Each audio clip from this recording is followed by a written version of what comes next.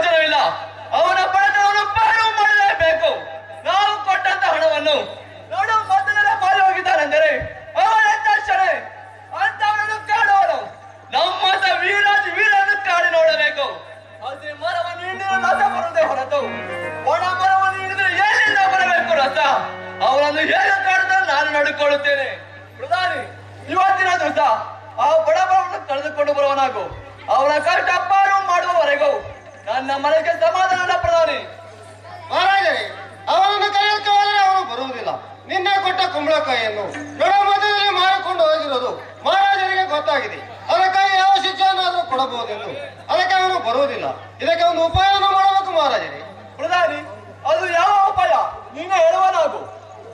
ಮಹಾರಾಜರೇ, ನಿಮ್ಮ ಮನೆಯಲ್ಲಿ ನಿಮ್ಮ ಮಗನಾದ ಕಂಠೀರವ ಹುಟ್ಟುಹಬ್ಬವನ್ನು ಇಟ್ಟುಕೊಂಡು ಮತ್ತು ನಿಮ್ಮ ಮನೆತನದ ಚಾಮುಂಡೇಶ್ವರಿ ಬೇತಾಳ ಶ್ರೀರಾಮಚಂದ್ರ ಪೂಜೆಯನ್ನು ಇಟ್ಟುಕೊಂಡಿದ್ದಾರೆಂದು ಮತ್ತು ದಾನ ಧರ್ಮಗಳಲ್ಲಿ ಅನ್ನದಾನ, ನೀರುದಾನ, ಗೋದಾನ, ವಜ್ರ ವೈಢೂರ್ಯಗಳನ್ನು ಕೊಡುತ್ತಾರೆ ಎಂಬುದಾಗಿ 2 ಜನ ಚಾಲಕರಿಂದ ಊರೂರು ಕೇಳಿಯನ್ನು ಹಿಡಿದು ಡಂಗೂರನ್ನು ಹೊಡೆಸಿದರೆ ಅಲ್ಲಿಗೆ ಎಲ್ಲಾ ಪ್ರಯೋಗಗಳು ಬಂದು ಸೇರುತ್ತಾರೆ. ಆಗ ಬಡ ದೇವದತ್ತನು ಬರುತ್ತಾರೆ. ಆಗ ಅವನ ಕಷ್ಟವನ್ನು ಪಾರು ಮಾಡಬಹುದು ಮಹಾರಾಜರೇ. ಪ್ರಧಾನಿ, ಒಳ್ಳೆಯ ಉಪಾಯವನ್ನು ಹೇಳಿದೀಯ.